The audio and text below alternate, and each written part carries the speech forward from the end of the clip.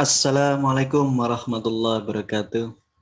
Selamat pagi semuanya. Semoga masih selalu ya dalam keadaan sehat walafiat dalam lindungan Allah Subhanahu wa taala dan tidak ada satupun yang kena penyakit ya. Semua masih dalam keadaan fit untuk terus belajar di masa pandemi seperti ini meskipun online ya. Dan 2 minggu lagi kita akan sudah memasuki bulan Ramadan. Itu artinya segala bentuk kegiatan yang positif harus sudah kita rancang ya, mulai seperti tadarus ya, belajar lebih mendalami tentang agama lewat kajian-kajian Ramadan, pesantren kilat atau apapun itu ya. Dan jangan lupa tetap fokus kalian adalah belajar. Oke ya. Pada kesempatan kali ini saya hanya akan mengutarakan, tadi sudah disampaikan oleh kelompok kedua tentang pokok bahasan pada pertemuan kali ini adalah konsep negara dan warga negaranya ya sebagai unsur pembentukan negara itu sendiri. Oke ya, langsung saja. Langsung saja. Ini suaranya agak sedikit kurang oke ya, tidak apa-apa, dimaafkan. Oke, seperti yang bisa dilihat di layar ya, misalnya dari awal dulu ya. Bab 3 ini kita akan bahas negara dan warga negara ya. Saya akan mengklarifikasi ya materi-materi saya yang sudah saya siapkan nanti bisa jadi referensi kalian dalam pengerjaan UTS saya. Jadi pola UTS saya nanti adalah semua hasil diskusi kelas pendidikan kewarganegaraan yang saya ampu dan juga materi klarifikasi dan presentasi dari saya gitu ya. Oke, negara adalah organisasi masyarakat yang memiliki wilayah tertentu dan berada di bawah pemerintahan yang berdaulat yang mengatur kehidupan masyarakat tersebut. Ya, seperti kita tahu sekarang ya, kemarin ada beberapa kasus yang menyatakan Indonesia ini ada kerajaan tersendiri ya. Ya kemarin banyak yang mengaku ada dari mana itu? Lupa saya ya. Yang punya kerajaan dan punya katanya wilayah teritorinya lebih luas dari Indonesia gitu ya. Tuh. Saya lupa namanya ya. Kerajaan nanti kalau saya ingat ya. Oke, lanjut. Nah, ada beberapa unsur pembentuk negara, ini wajib kalian ketahui ya. Jika salah satu unsur ini tidak ada dalam negara tersebut, berarti itu tidak bisa dikatakan sebagai suatu negara ya. Harus ada rakyat, punya wilayah. Jadi kalau sudah punya banyak orang pengikut ya, tapi nggak punya wilayah, masih ikut sama negara lain, nah itu bukan suatu negara ya. Punya pemerintahan yang berdaulat dan punya dapat pengakuan dari negara lain ya. Kalau secara internasional tidak dapat diakui oleh negara lain, maka belum bisa dikatakan itu sebuah negara. Itu harus diperhatikan ya. Berikutnya, kita harus tahu ya kenapa ada negara di dunia ini ya. Tentunya mereka punya tujuan dalam membentuk suatu negara. Yang pertama adalah melindungi ya, itu salah ketik ya, melindungi segenap bangsa, memajukan kesejahteraan umum, mencerdaskan kehidupan bangsa, dan tentunya ikut serta melaksanakan ketertiban dunia. Karena adalah satu negara itu bagian dari negara di dunia ini secara global gitu ya. Fungsi negara sendiri ada 4 fungsi yang sudah saya rangkum. Yang pertama adalah fungsi dalam melaksanakan penertiban.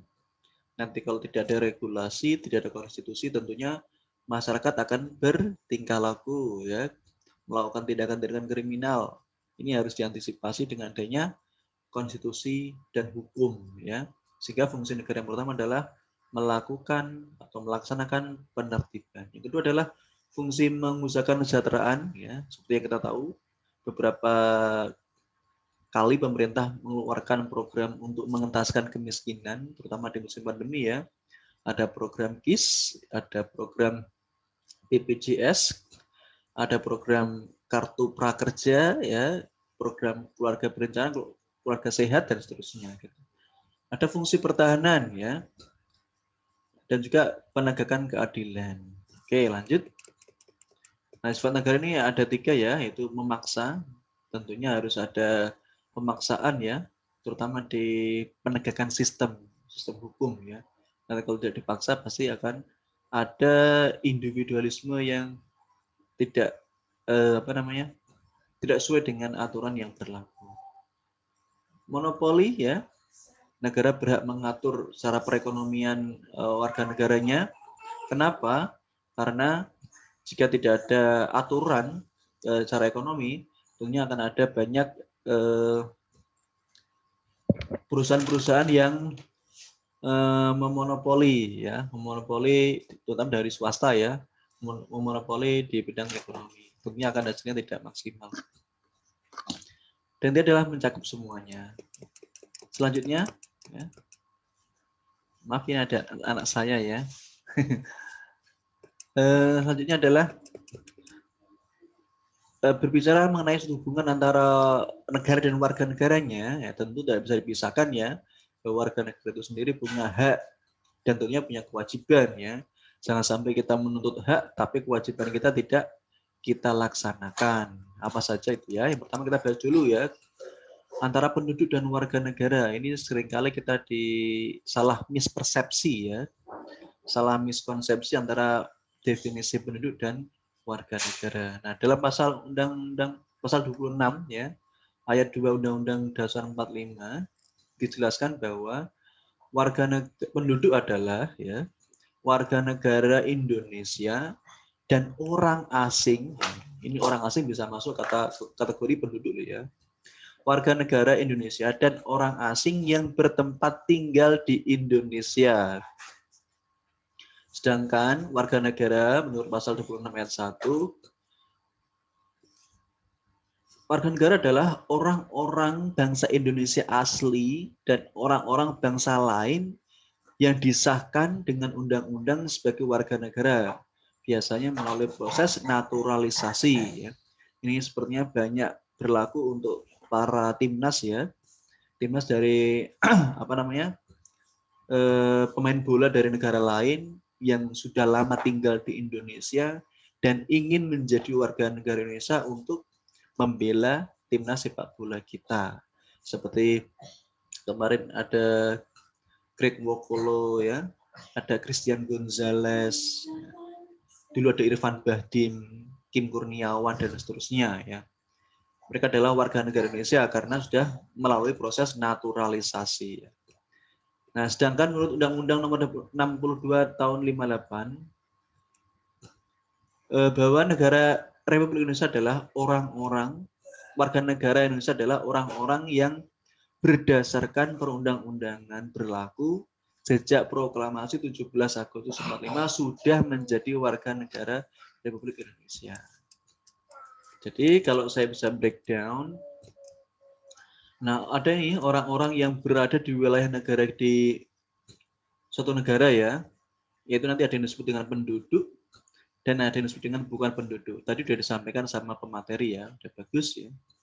Jadi penduduk itu adalah mereka yang bertempat tinggal atau berdomisili di dalam suatu wilayah negara. Artinya dia menetap ya. Nah, biasanya penduduk ini adalah mereka yang lahir secara turun-temurun dan besar di dalam suatu negara tersebut, serta biasanya mereka sudah memiliki KTP atau kartu tanda penduduk ya. Karena mereka punya domisili secara tetap, nah, gitu ya. Yang kedua adalah bukan penduduk. Nah, maksudnya apa ya? Artinya mereka yang berada dalam suatu wilayah negara hanya untuk sementara waktu.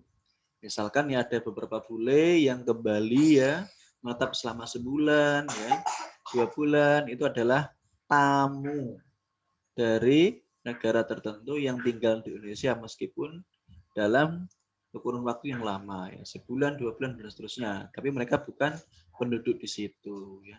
Tentunya ada aturan sendiri ya tentang berapa lama mereka harus visit dan juga menetap di Indonesia. Jika melewati batas expired date, tanggal kadaluarsa, mereka bisa dideportasi ke negaranya.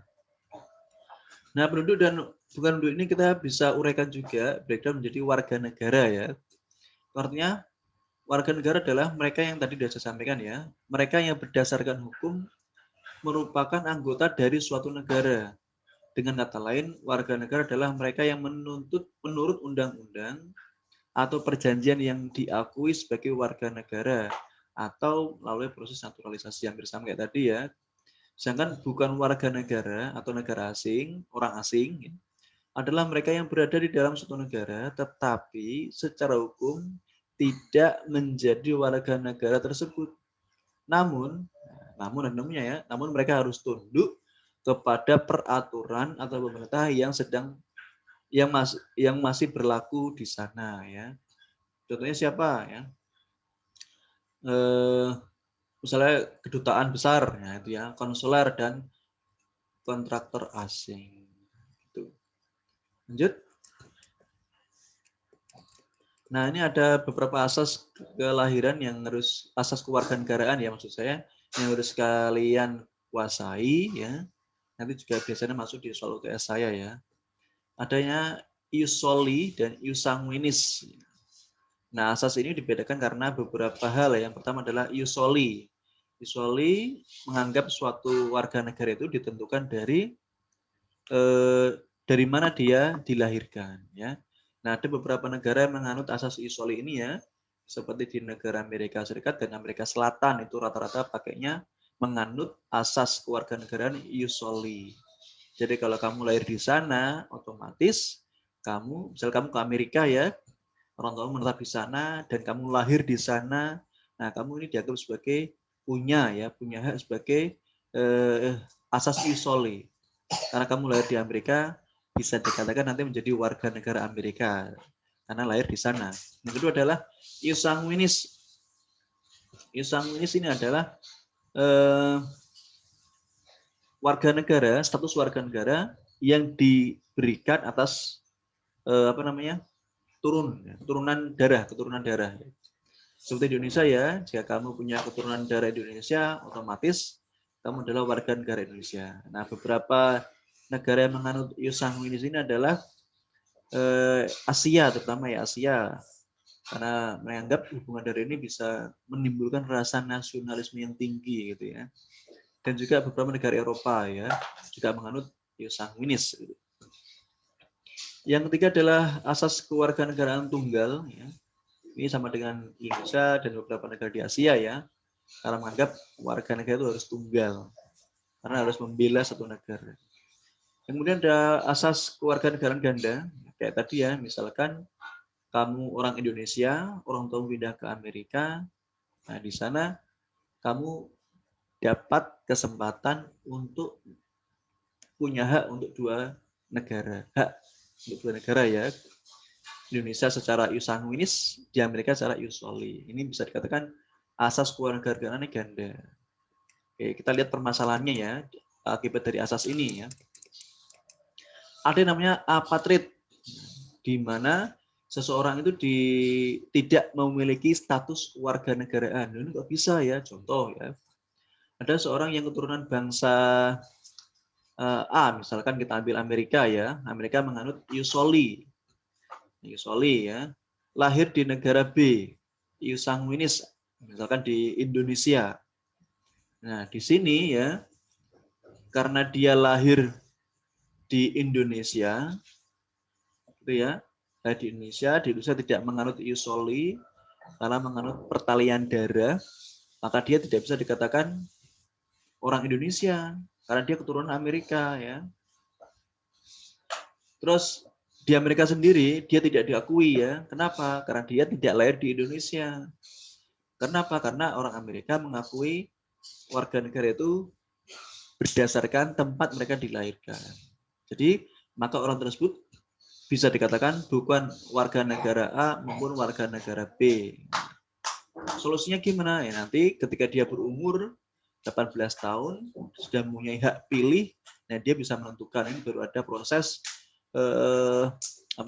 proses hukum yang bisa memutuskan apakah dia nanti akan menganut salah satu dari warga negara yang akan dia pilih ya, sesuai dengan pertimbangan hakim dan juga pertimbangan mungkin dari keluarga. Tentunya harus ada ketok palu dari hukum gitu ya. Berikutnya ada bipatrid ya. Ini punya kewarganegaraan double atau rangkap ya.